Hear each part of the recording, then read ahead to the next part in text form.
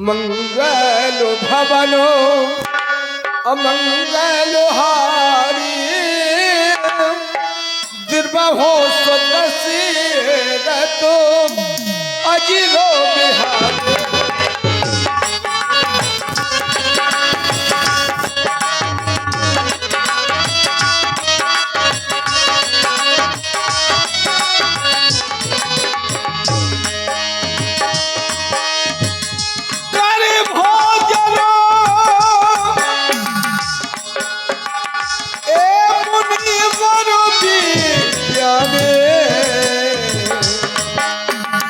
कर भोजनो मुन पर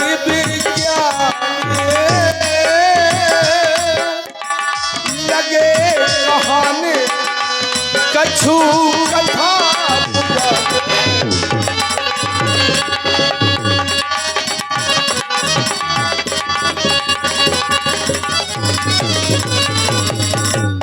धर्मात्मा राम व शुद्धात्मा लक्ष्मण, जब से तुम दोनों भाई हमारे साथ आए हुए हो, हम तुम्हें दिन प्रतिदिन परमात्मा की सुंदर कथाएं श्रवण कराते हैं, क्योंकि संत के जीवन में कथा हुआ करती है। संतों के सामीप्य में जब से तुम आए हो, तब से सुंदर कथाएं संतों के द्वारा तुम्हें श्रवण करने को मिल रही है। कथा सुनने के भी दो नियम बताए गए हैं, भोजन करने के उपरांत और शयन करने के पहले प्राणी को परमात्मा की सुंदर कथाएं सुनना चाहिए।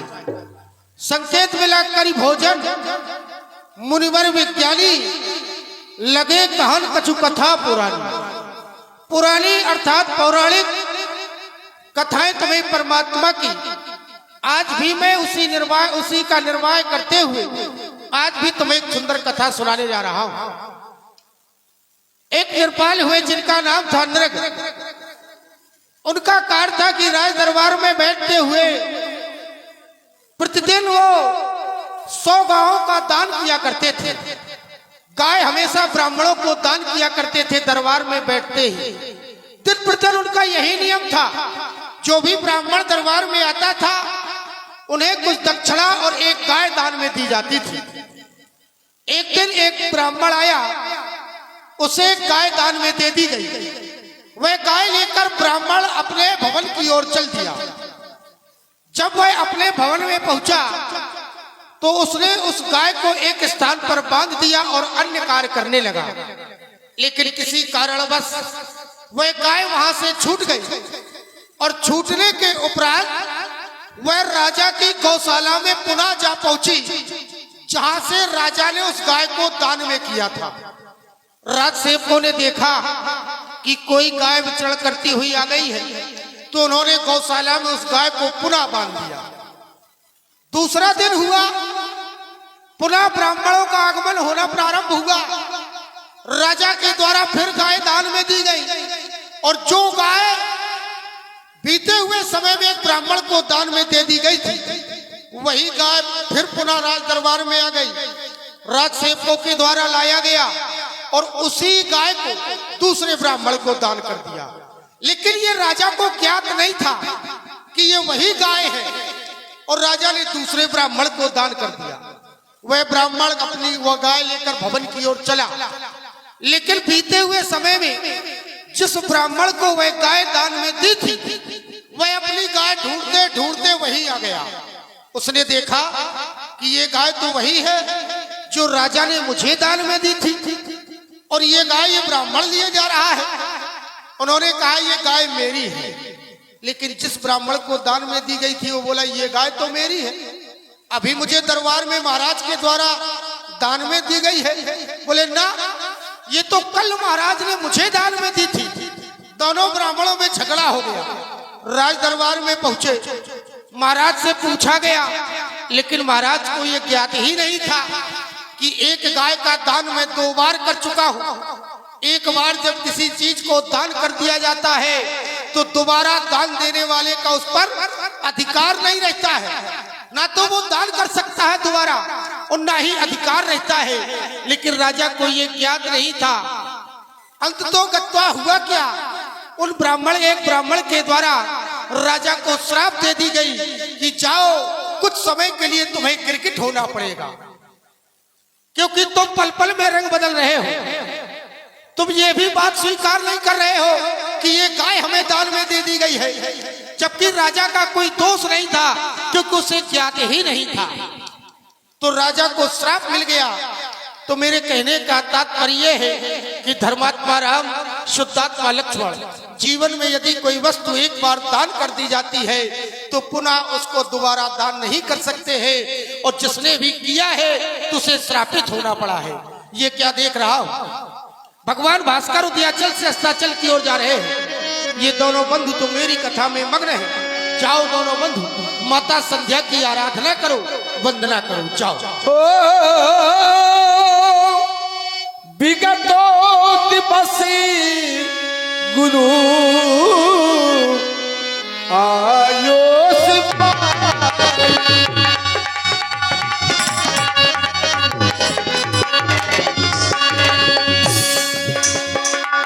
विगतो दिवसो गुरु आयोस पाई संध्या करनो चल दो भाई।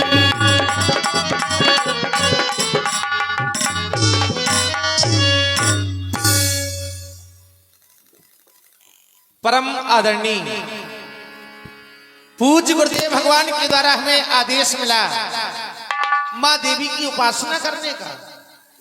बड़ा ही पावन समय है। समस्त जन समुदाय सोच रहा होगा क्या निज प्रति हमें गुरुदेव भगवान की आज्ञा मिलती होगी।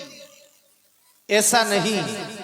आज हमारे गुरुदेव भगवान ने संध्या करने के लिए क्यों आदेशित किया?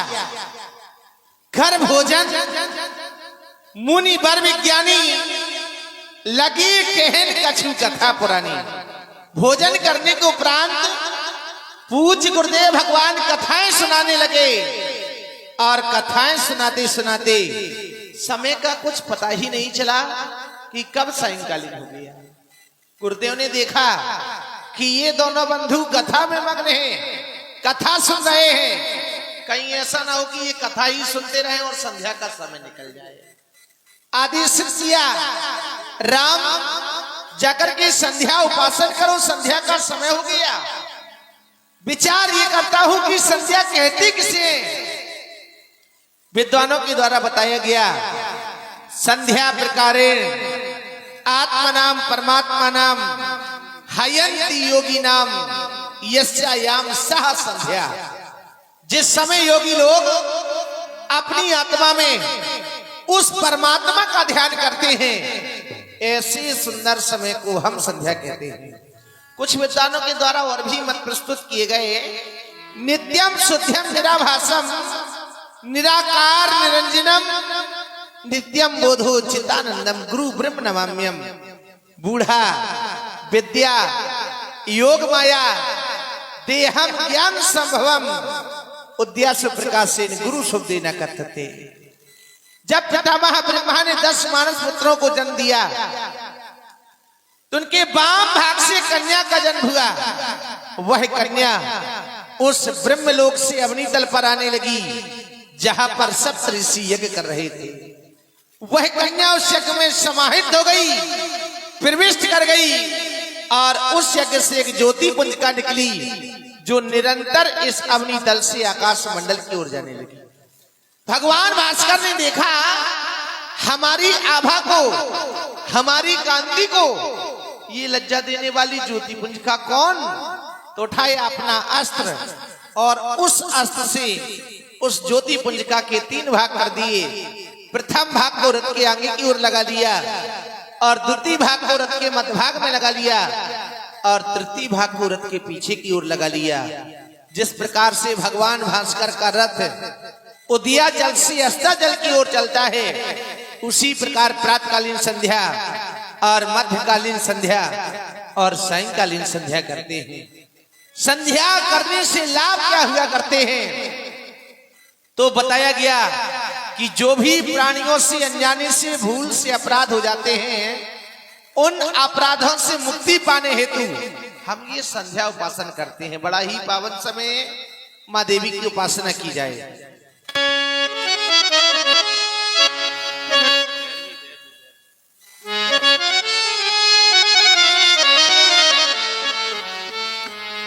भैया लक्ष्मण,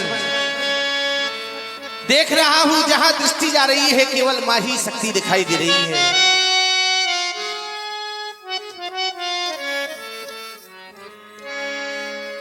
आवो लख संध्या करे,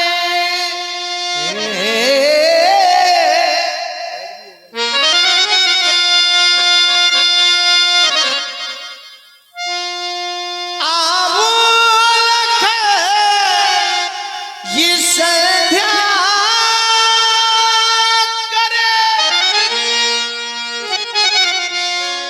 ये संध्या का पाठी पढ़ाना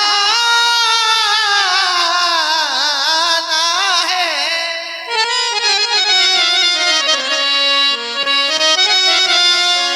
जो सोए हुए इन अंधकारों में उन सबको आज जगाना है। सारा संसार मोह रूपी रात्रि में सोया हुआ है। मोह निशा सब सोवन हारा। भैया लक्ष्मण जगाने का प्रयास करते हैं, फिर भी देखा तो हमें मां शक्ति दिखाई दे रही है। जिसका हम वंदन करने के लिए आए वो भी हमारी संध्या मां शक्ति, जिस पर लोग खड़े होकर अपने अपराधों की क्षमा याचना मांगते हैं, वो भी हमारी धरती मां शक्ति, जिसके द्वारा हमें आदेश मिला वो भी एक महात्मा मां शक्ति, जो वंदन करने के लिए आया है ये भी एक जीवात्मा मां शक्ति। कहते हैं लोग जिंदगी किस्मत की बात है, किस्मत बनाना तो मैया के हाथ है। स्वीकार है मां, हमारा मनसा वाचा करना।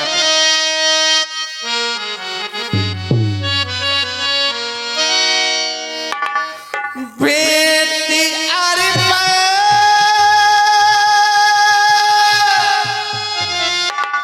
करे मां तुमको मन के समय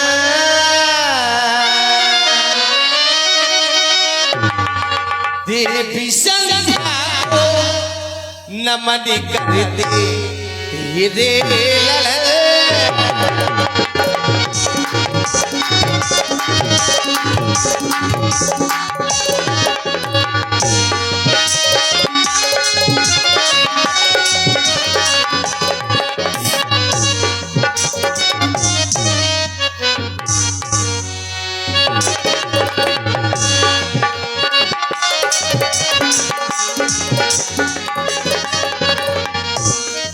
और मैं इतना ही नहीं, माता के द्वारा हमें क्या क्या प्राप्त होता है। शांति सुख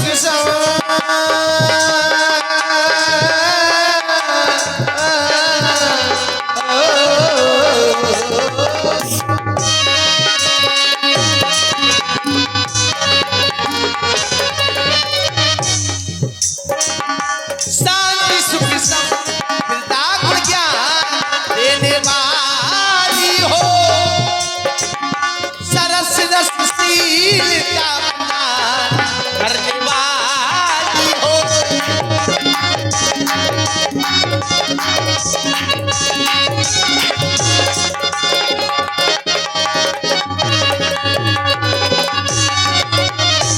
तो मां, जो भी प्राणी अपनी जीवन रूपी नौका को यदि संसार रूपी सागर से पार करना चाहता है, वह मां की शरण में आ जाए, उसकी जीवन रूपी नौका इस संसार रूपी सागर से पार हो जाएगी।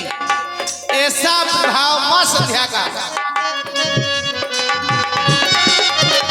तो मां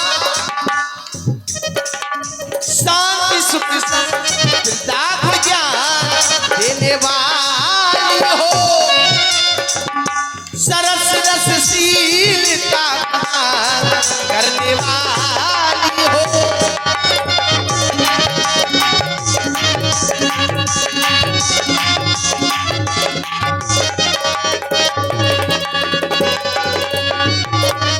तो मैया दया की दृष्टि सदा रखना झूठे चरण, दया की दृष्टि सदा रखना झूठे चरण, देवी सदा को नमन करते रे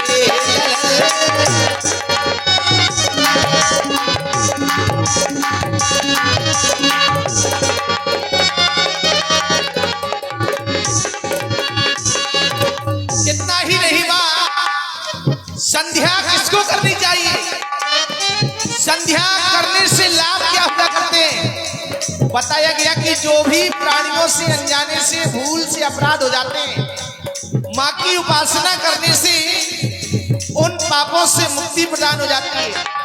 करती कौन कौन है तो बताया गया, ऋषि मुनि योगी करें हरदम ध्यान तेरा सदा, करन कल्याण वही छाया न होना।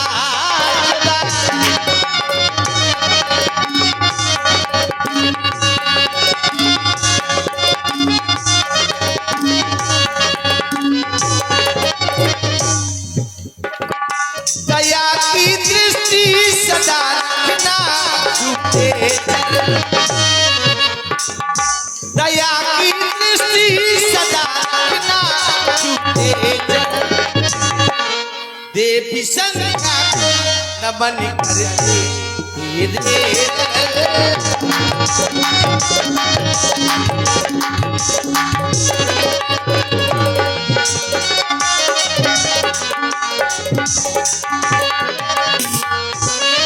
हे माँ, आज हम दोनों बंधु आपके समक्ष में आए हुए हैं माँ।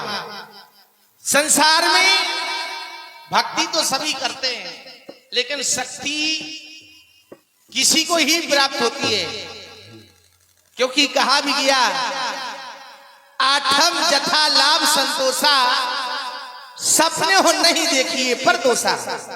प्राणी को देखना है तो खुद को देखो कि हमारे अंदर कितनी बुराइयां हैं। स्वप्न में भी दूसरे के दोषों को नहीं देखना चाहिए। ये भक्ति मार्ग में आठवीं भक्ति बताई गई। भैया लक्ष्मण, आज हम मां के दरबार में दोनों बंधु प्रस्तुत हुए हैं।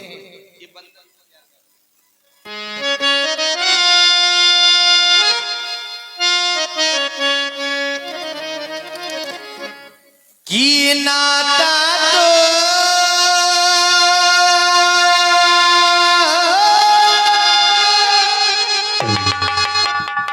सभी को आता है,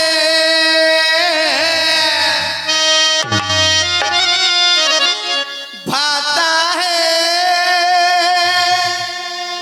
वही जो निभाता है। विनती सुनिए मोरी मेरे ताल खड़ा रखिया, विनती सुनिए मोरी मेरे ताल खड़ा रखिया। ये नाता तो सभी को आता है, आता है, आता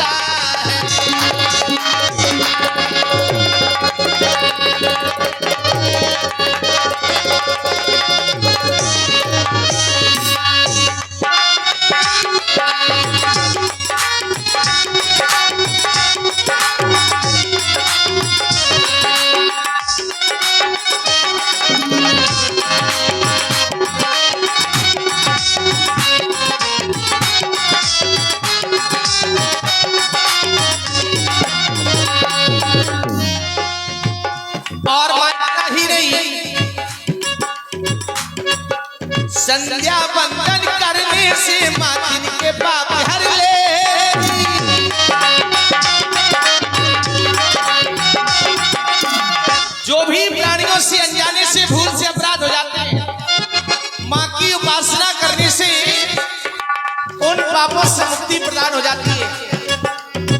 स्वभाव मां संध्या का।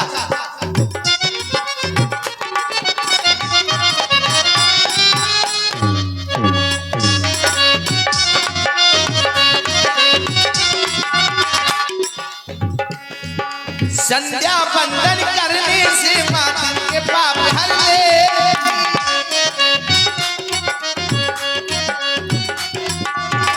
और मां वो प्रभात इस जीवन का स्वभाव विकास करते।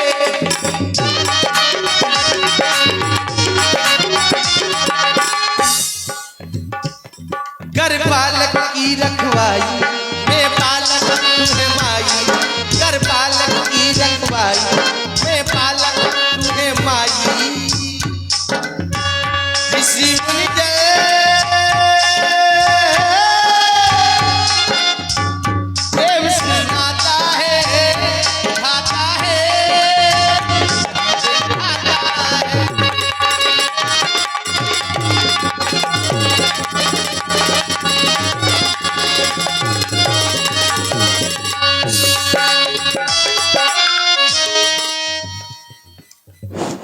हाँ, ये 20 रुपया रामेश्वर फरार का नाती तेजा सिंह घायल, 50 रुपया मुन्ना भैया कोड़ी दुबे, 100 रुपया देसराज सक्सेना धर्मपुरा ये प्रदान करते हैं राम के अपने पर। समिति उनका हार्दिक अभिनंदन कर। आज हम दोनों बंधु प्रस्तुत हुए हैं मां की कर जोड़ी करी करी बंदना।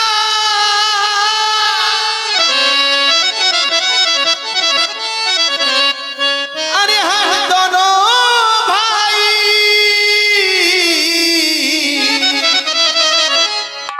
ओ मैया जी नमन करे दोनों भाई।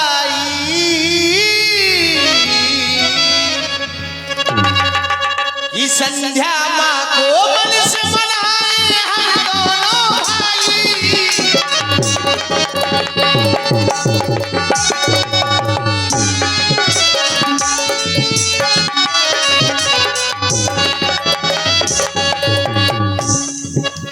संध्या माँ को मन से मनाए हम दोनों भाई।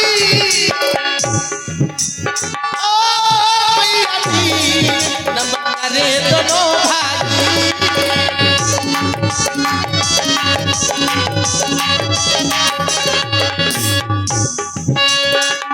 आओ मेरे भैया हमको मन से मनाए।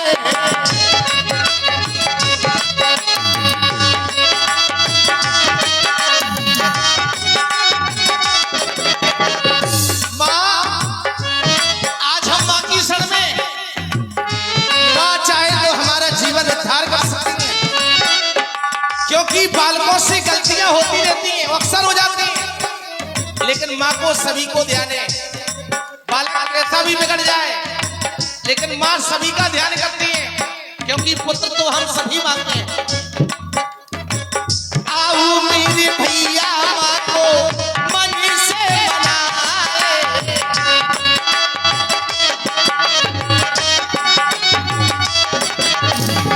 मन के सुमनी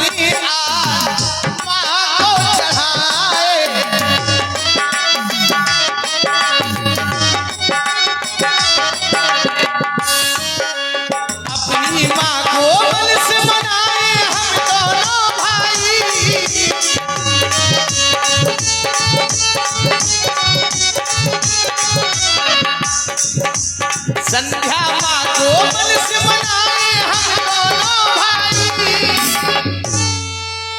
ओ मैया जी मन करे दोनों भाई। ओ मैया जी।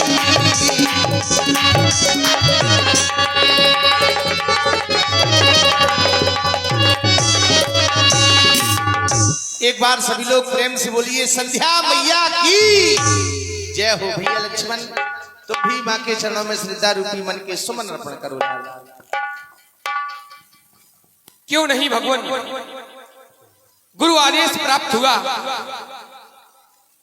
आदरणीय गुरुदेव भगवान आकाश मणिदीप मान सूर्य की प्रभा को भी प्रभावित करने वाले परम श्रद्धे दिव्य ज्ञान विभूति प्रतिभा भाव प्रतिष्ठित ज्ञान मूर्ति श्री गुरुदेव के द्वारा आदेश प्राप्त हुआ।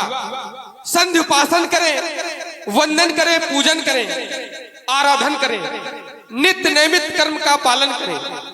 मनुष्य के जीवन में कर्म की प्रधानता बताई गई। बताया गया जो प्राणी जैसा कर्म करता है उसे वैसा फल भोगना पड़ता है।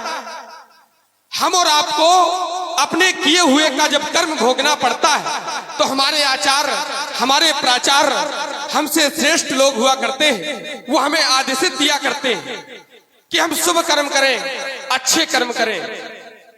क्या गुरुदेव भगवान ने हमें आज ही आदेश दिया? हम पहले भी संध्या वंदन करते थे और हमें पहले भी आदेश दिया गया, निष्प्रवेश मुनि आयुष दीना सबही संध्या वंदन कीना। हमने 88,000 ऋषियों के साथ संधि की उपासना की, संध्या की वंदना की। भैया के द्वारा बताया गया कि संध्या करने से होता क्या है, तो बताया जो जाने अनजाने से पाप हो जाया करते हैं उनके मोक्ष हेतु ये संध्या वंदन किया जाता है। और यदि जो प्राणी जानबूझकर के अपराध करता है तो यह सिद्धांत कहता है जान गरल जो संग्रह करही काहे उमा ते काय न मरही। जो जानबूझ करके अपराध करेगा वो मरेगा, ये मैं नहीं कहता, ये भगवान शंकर स्वयं माता पार्वती से कहते हैं। ये मनुष्य का शरीर हमें प्राप्त हुआ है, बड़े भाग मानुष तन पावा, सुर दुर्लभ सब ग्रंथन गावा। सुर अर्थात देवता, दुर्लभ अर्थात कठिन। ये देवताओं को भी कठिन है ये शरीर प्राप्त करना। वो शरीर हमें प्राप्त हो गया है, अब इस शरीर को पाकर के यदि हम भगवान का भजन ना करें, ध्यान ना करें तो हमारा जीवन बेकार है, व्यर्थ है। क्योंकि ये बड़े भाग्य से मिला है और ये कोई साधारण शरीर नहीं है। साधन धाम मोक्ष कर द्वारा पाई न जह परलोक सवारा। साधनों का धाम ये शरीर है और यदि इस शरीर को पाकर के यदि हम परमार्थ को नहीं संभाल पाते, यदि हमने मोक्ष को प्राप्त नहीं कर पाया, भगवान की प्राप्ति ना कर पाई तो हमारा जीवन व्यर्थ है। संसार में परमात्मा का नाम सभी को लेना चाहिए। ये जीवन भगवान के भजन को ही मिला है। अपने हृदय में ऐसा विचार लाओ कि हमसे कोई अनैतिक कार्य ना हो, क्योंकि भगवान का भजन करने वाले का कभी अनहित नहीं होता।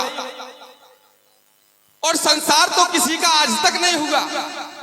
जो लोग संसार का आश्रय करते हैं कि हमारा संसार है, हमारे घर परिवार के लोग हैं, संसार में कोई किसी का नहीं होता। द्रव्याणि भूमे पशुवश्च गोष्ठे नारी गृह द्वार जना मसाने देहश्चितायाम परलोक मार्गे धर्मानुगत गच्छति जीव में का। संसार में हर व्यक्ति के पास सब कुछ है, धन दौलत, हाथी घोड़ा, राजमहल, सब कुछ है, लेकिन कुछ साथ नहीं जाता। मरने के बाद जो पत्नी होती है वो घर के दरवाजे तक जाती है, नारी गृह द्वार। और जो हमारे परिवार के मित्र होते हैं, जो घर के होते हैं, वो शमशान तक जाते हैं। और यह शरीर देहर चितायाम, यह शरीर केवल चिता तक जाता है। लेकिन संसार में कभी आपने विचार किया है कि जब परलोक की यात्रा करेंगे तो कोई साथी है? वहां के लिए कोई साथी नहीं है, वहां के लिए केवल एक साथी है, धर्मानुगत गच्छत जीव में का, भजनानुगत गच्छत जीव में का। संसार में अच्छे कर्म, अच्छे धर्म और भगवान का भजन ही प्राणी के साथ जाता है। जो प्राणी भजन नहीं करता, जो प्राणी भगवान की कथा नहीं सुनता, वो सारे जीवन धक्के खाता है। उदाहरण, ये संसार है क्या? संसार एक साधन है और एक साधन को चलाने वाला केवल एक है, वो है ईश्वर। और एक ही मार्ग में साधन चलता है, सभी लोग उसमें बैठे हैं, लेकिन जो आगे बैठा होता है उसे धक्का क्यों नहीं लगता, और जो पीछे बैठा होता है उसे धक्का अधिक क्यों लगता है? उसका कारण है क्योंकि संसार को चलाने वाला केवल ईश्वर है, और जो ईश्वर के समीप बैठा है अर्थात ईश्वर के पास रहता है, ईश्वर का भजन करता है, तो उसे कभी धक्का नहीं लगता। और जो ईश्वर से दूर रहता है वो सारे जीवन धक्के खाता है। इसलिए भगवान का नाम ले, क्योंकि ईश्वर कहता है कि जो प्राणी मेरे लिए एक कदम चलकर आएगा उस प्राणी के लिए मैं 10 कदम चलकर आऊंगा, और जो प्राणी मुझसे 10 कदम दूर चला जाएगा उस प्राणी के जीवन से मैं 100 कदम दूर चला जाऊंगा। भगवान यदि दूर चले जाए तो फिर ये शरीर टूट जाता है, ये शरीर किसी काम का नहीं होता। यदि जीवन मिला है तो अच्छे कर्म करें, अच्छे मार्ग में चले। लोगों से हमने कहा कि भगवान का नाम लो, तो संसार के लोगों से उत्तर आया, क्या हम बूढ़े हो गए? तो हमने कहा भाई बुढ़ापे से और भगवान के नाम से क्या संबंध है? तो लोगों ने कहा कि जो लोग वृद्ध हो जाते हैं, बूढ़े हो जाते हैं, वो राम नाम कहा करते हैं, हम तो अभी जवान हैं। तो हमने कहा भाई अभी आप जवान हैं, क्या कोई सुनिश्चित है कि आप बुढ़ापे तक पहुंचे? ये कोई आवश्यक नहीं है कि आप बुढ़ापे तक पहुंचे। अरे आप बुढ़ापे का सहारा करते हैं। प्रथमे ना अर्जितम विद्या, द्वितीयम ना अर्जितम धनम, तृतीयम ना अर्जितम पुण्यम, चतुर्थे किम करिष्यति। अरे बुढ़ापे में अपने अपने काम नहीं आते। अपना पैर है, लेकिन ये बुढ़ापे में काम नहीं आता, हम चल नहीं पाते। हमारा हाथ हमारा अपना हाथ है, लेकिन बुढ़ापे में ये हमारे काम नहीं आता। हमारे नेत्र हमारे अपने हैं, लेकिन बुढ़ापे में ये काम नहीं आते, हम नेत्रहीन हो जाते हैं। जब अपने ही अपने काम ना आए तो उनका सहारा करने की आवश्यकता नहीं है।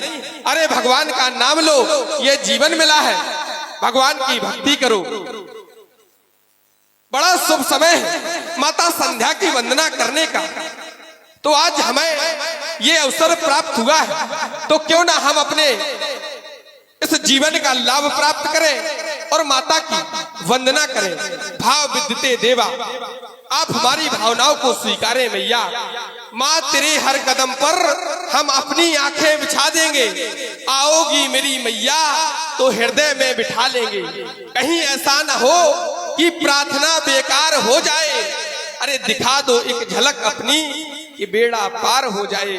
या देवी सर्वभूतेषु शक्ति रूपेण संस्था, नमस्तस्यै नमस्तस्यै नमस्तस्यै नमो नमः। एक बार सभी लोग बड़े प्रेम से बोलिए संध्या मैया की। आप लोग जयकारा नहीं लगा रहे हैं।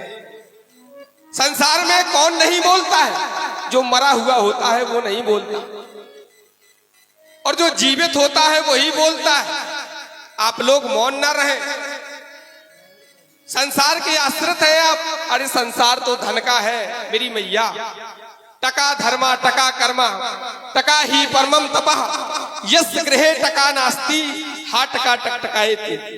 संसार में यदि आपके पास टका नहीं है तो कोई पूछने वाला नहीं है, क्योंकि पैसा बिन बाप कहे बेटा ही कपूत भयो। ध्यान से सुनना, पैसा बिन बाप कहे बेटा ही कपूत भयो, पैसा बिन भाई कहे बंधु दुखदाई है, पैसा बिन नारी कहे निकट्टू के पाले पड़ी, पैसा बिन सास कहे कहां को जमाई है, पैसा बिन यार बास, पैसा बिन भगनी पास, पैसा बिन देव नहीं करते सहाई है। बिना दक्षिणा के देवता भी सहायता नहीं करते। कहते गरीब दास। एक व्यक्ति गरीब था तो उसने अपने शब्दों में कहा कि अपने पास धन को रखिए, क्योंकि ये संसार धन का है। कहते गरीब दास, पैसा तुम राखो पास, पैसे बिन मुर्दे ने लकड़ी नहीं पाई है। शमशान घाट में यदि मुर्दे को जलाने के लिए ले जाया जाता है तो वहां भी लकड़ियों का दाम लग जाता है। तो संसार धन का है, इसके चक्कर में ना पड़ो, भगवान का नाम लो और बड़े उच्च स्वर से जयकारा लगाए। बोलिए प्रभु श्री रामचंद्र की जय हो। हाँ ये 100 रुपया देशराज सक्सेना धर्मपुरा सस्ती ए हुआ ये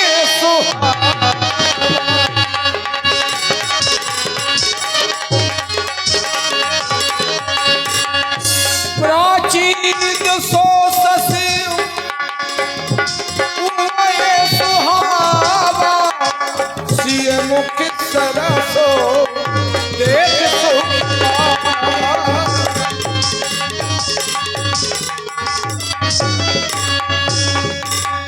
बहुर विचार कीन मन माही सीए बदल सामोहे मुकरना।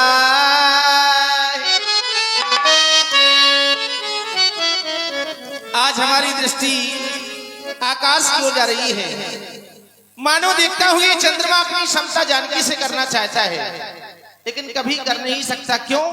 क्योंकि गुणों की खान है वो जानकी और गुणों की खान है वो चंद्रमा। भला ये जानकी से क्षमता क्या करेगा? संसार में कलाकार तो बहुत देखे, हर व्यक्ति कलाकार है, लेकिन इस चंद्रमा से बड़ा कलाकार नहीं देखा। एक बार इसने अर्धरात्रि को भी प्रातः काल बना दिया था। आज पुनः उसी कला का सहारा लेकर इस राम को भ्रम में डालना चाहता है, लेकिन कभी डाल नहीं सकते। कहा भी गया आघात आधियों के हर वृक्ष में लगे हैं, लेकिन जिनकी जड़ें हैं गहरी वो आज भी खड़े हैं। ए चांद इतना गुरूर मत कर, मैंने भी चांद देखा है, तुझमें तो दाग है, मैंने बेदाग चांद देखा है। आज तुम अपनी क्षमता जानकी से करना चाहते हो, कदापि नहीं कर सकते रानी।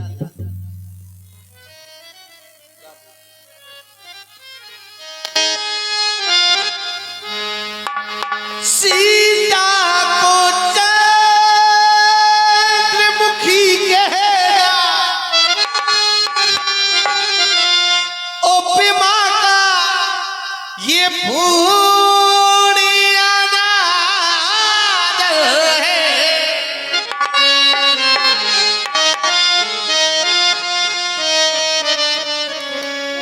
नभ की मयंक में वो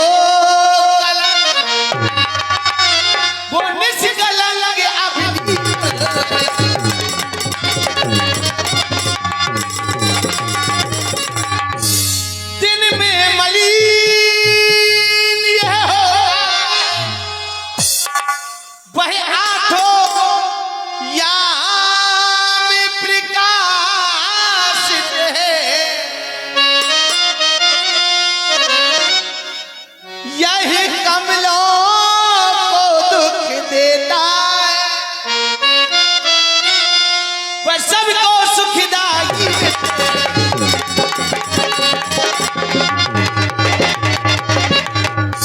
इसमें बहुत तेरे अवगुण हैं, उसको सगुण की खान कहो। सीता को समझो मूल द्रव्य, इसको ब्याज समान कहो। इसमें एक अवगुण नहीं, बहुत सारे अवगुण हैं।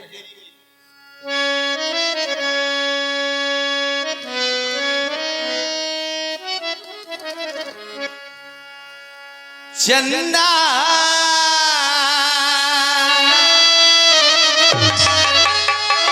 ओ चंदा सुनो मेरी बात, आज तुम्हें कौन नहीं जाता? कोक शोक पंकज द्रोही, अवगुण बहुत चंद्रमा तो ही, एक अवगुण नहीं बहुत सारे अवगुण हैं। चंदा ओ चंदा सुनो मेरी बात, सिया रूपी की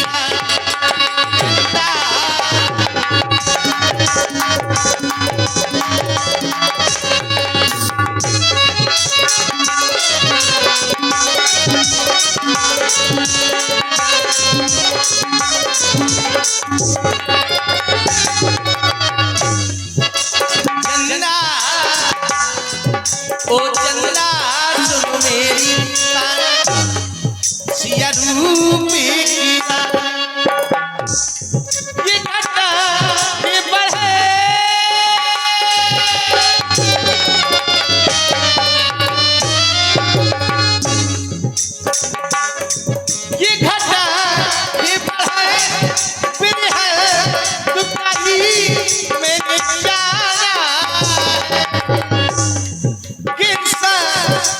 निज मैंने पाया चंदा ओ चंदा सुनो मेरी सिया रूपी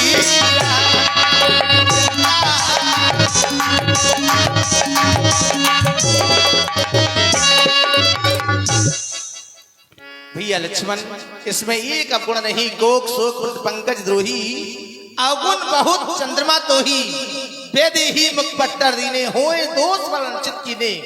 यदि आज इस चंद्रमा की क्षमता जानकी से करता हूं तो बहुत ही अनुचित कर्म करने का दोष लगेगा। मुख्य विदु ब्याजो बखानी परम आराध्य भैया प्रभु श्री राम के द्वारा आज चंद्रमा का चरित्र चित्रण सुनाया जा रहा है। कहा जन्म सिंधु, जन्म कहां से, तो बताया सागर से। पुण्य बंधु विष इसका भाई है। दिन मलिन, दिन में ये दिखाई नहीं देता, सकलंक ये कलंकी है। फिर आपने एक बात कही, शियमुख समता पाव किम चंद्र बापरो रंग।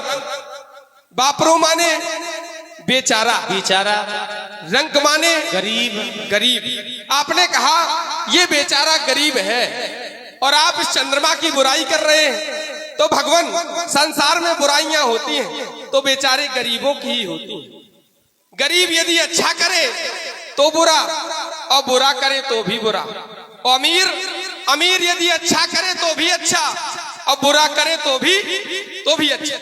उसका कारण है लक्ष्मण, क्या भगवान? जब गरीब सामने आते हैं तो सुख शांति मिलती है, और अमीर आते हैं तो अहंकार मिलता है।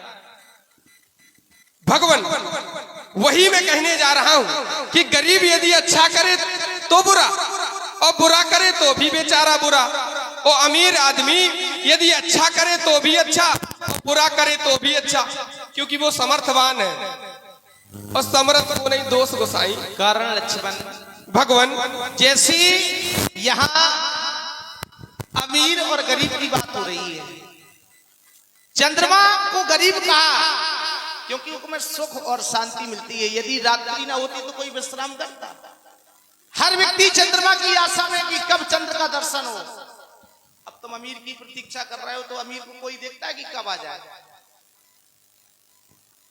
भगवान, आपने एक बात कही कि सीता को समझो मूल द्रव्य, और इसको ब्याज समान कहो। अच्छा, सीता मूल द्रव्य है और चंद्रमा क्या है? ब्याज है। तो क्या ब्याज आपके पास है? भले ही हमारे पास तो मूलधन भी नहीं है। तो फिर आपने कहा कि सीता को नहीं, पूरी बात को सुना जाता है। यहाँ बहुर विचार हीन मनमाही सीय पदन समझम करना है, ये हमारे मन का विचार चल रहा है। भाई जरूरी नहीं कि जिसकी तुम उपमा करो वो तुम्हारे पास है।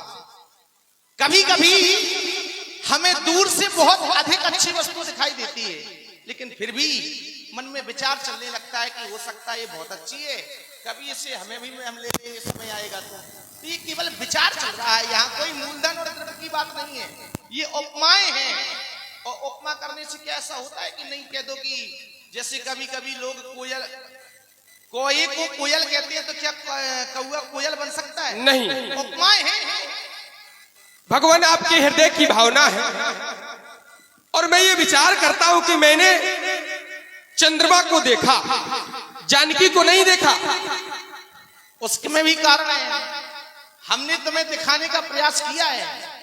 तात जनक तनिया यह सोई, धनुष यज्ञ जह कारण होई, पूजन गौर सखी ले आई, करत प्रकाश फिर पलवाई। हमने तुम्हें दिखाने का प्रयास तो किया है, अब तुम ना देखो, इसमें हमारा क्या दोष है? ठीक है भगवान, दिखाने का प्रयास किया। तात जनक तनया यह सोई, धनुष यज्ञ यही कारण होई। लक्ष्मण देखो, ये जनक की पुत्री जानकी है, जिसके कारण स्वयंवर हो रहा है। मैं तो गुरु सेवा में था, पुष्प तोड़ने में लगा था, आपने जानकी को देखा। और जब बताया कब, जब जानकी चली गई तो कहते हो लक्ष्मण तुम भी देख लो। अब हम वहां क्या देख लें? भाई बारात आई हो, टीका हो जाए, विदा होके लौट जाए। अब सोते हुए व्यक्ति को जगाओ कि भैया बारात देख लो, दूल्हा देख लो। अब वहां कहाँ बारात दूल्हा, ये थोड़ी उदाहरण, वहां तो जानकी चली गई और कहते हो लक्ष्मण तुम भी देख लो, मैंने देखा तो जानकी वहां है ही नहीं। उसका भी कारण है क्या? वो भी ले लो तुम थोड़ी थोड़ी शब्द में, क्योंकि सब तो नहीं है। तुम्हारे द्वारा कहा गया कि बारात आती है और जब बारात निकल जाती है तब दिखाने का प्रयास किया जाता है। कुछ लोग दूल्हे की आस में होते हैं कि नहीं हमें वर देखना है कितना अच्छा है, और जब तक वो बारात तक पहुंचता है, जब वर निकल जाता है, तो ऐसी स्थिति तुम्हारी है कि जब तक जानकी वहां खड़ी थी तब तक तुम देख ही नहीं पाए, जब तक तुम्हारी नजर पहुंची, जब तक जानकी मुड़ चुकी थी। वही तो हमने आपसे कहा तो कि तुम्हारी दिखाया भी तो कब दिखाया, जब वो मुड़ गई, नहीं भाई चली गई। मतलब अपनी गलती स्वीकार नहीं कर रहे हो कि तुमने विलंब से देखा है। भाई पहले ही बता देते, पहले तो तब जब हमने देखा हो, आपने जब नहीं देखा। हमने देखा तो हमने तुम्हें दिखाया। अच्छा, बात तो यहाँ है, पहले हम खुद देखेंगे फिर तुम्हें दिखाएंगे। जब हमने जब देखा तुम्हें दिखा दिया। आपने देखा, फिर हमें दिखाया। भैया लक्ष्मण, भगवान, मैंने एक बात कही थी कि भगवान ने गरीब की बुराई की, चंद्रमा की, तो भैया प्रभु श्री राम कभी गरीबों की बुराई नहीं कर सकते, क्योंकि वो तो स्वयं गरीबों के हैं, उनका जन्म गरीबों के लिए हुआ है। गरीब होर गरीब नवाजू, सरल सबल साहेब रघुराजू, राम तो केवल गरीबों के हैं, और वो तो स्वयं अपनी बुराई कर रहे हैं, क्योंकि बताया गया ज्योतिषा नाम रवि गुन्हा, वेदसा नाम अहम विष्णु, नक्षत्राणाम अहम शशि। मैं नक्षत्रों में स्वयं शशि हूँ। जब आपने विराट रूप धारण किया तो संसार के लोगों ने कहा भगवान हम आपको कैसे जानेंगे, तो आपने कहा मैं स्वयं चंद्रमा बन करके नक्षत्र के रूप में प्रकट होऊंगा। तो आप तो अपनी बुराई कर रहे हैं। जब आपने कहा कि सिए बदन सम हिमकर नाही, तो मेरा विश्वास कहता है कि मोरे प्रभु सम दिन करना है।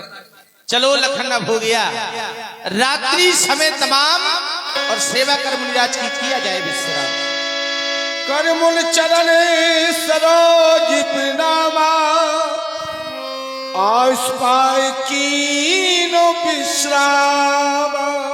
और इस तरह श्री राम जी और लक्ष्मण जी बहुत प्रकार से सूर्य और चंद्रमा के विषय में चर्चा करते रहे और गुरुदेव के पास जाकर विश्राम किया। इधर श्री जानकी जी अपनी सखियों के साथ धनुष का पूजन करने के लिए रंगशाला में आती हैं। देखें सीता जी का सुंदर अभिनय, बहुत ही सुंदर अभिनय लेकर प्रस्तुत हो रहे हैं। भैया उदय महोबा से बता रहे हैं। उदय भैया महोबा की क्रांतिकारी भूमि से आए हैं और ये रामलीला का लाइव प्रसारण आप YouTube चैनल के माध्यम से, बुंदेली गौरी YouTube चैनल के माध्यम से इस रामलीला का लाइव प्रसारण आप देखेंगे स्वचलित मीडिया पर। बहुत बहुत धन्यवाद। हेलो हेलो, हाँ, ये 50 रुपये